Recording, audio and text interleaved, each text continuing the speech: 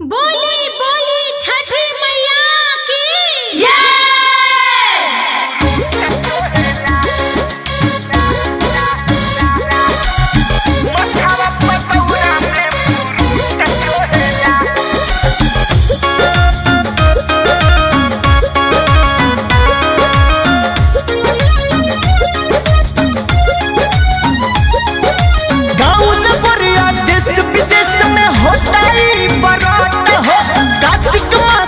शुरू होने आवे परब छोट हो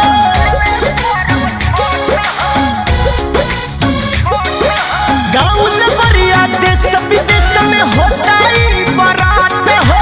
कार्तिक मास के शुरू होने आइल परब छोट हो।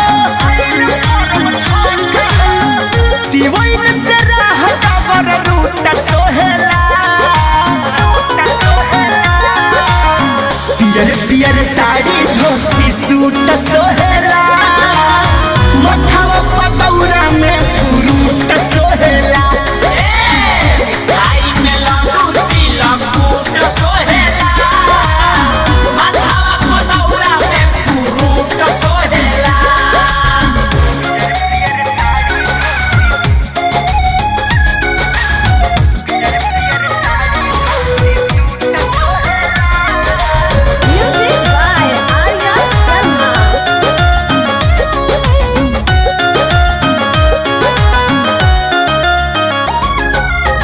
सब पोखरा के आरी साफ करे धूर माटी झारी हसुआ खुरपी कुदरिया चलाई के छिले लोग दूबा पारा पारी।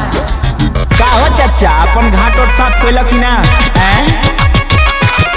साफ करके पोखरा के घटिया सानी फेर काचे काचे मटिया बेदिया बनाई के घटिया सजाई के छठी माई के जो है लोग बटिया बोली छठी मैया की पूरी संग फूलल काचे फूट सोहेला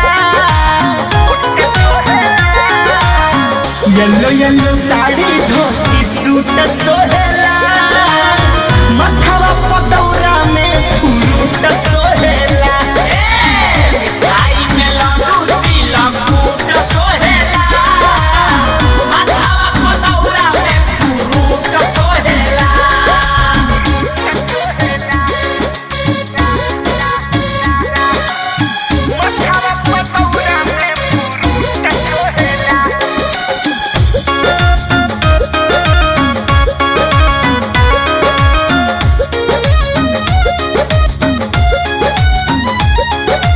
अरघ दियाला दुनो बेरावा सुपुली में भरी से ओ केरावा पोखरा के आरी दिया बाती जारी जाला सभी करे नहीं देरावा।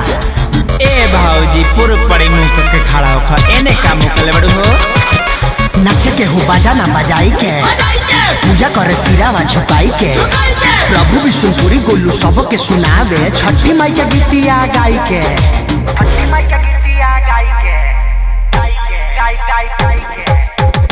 बजला बड़ा का चूटा फूट सोहेला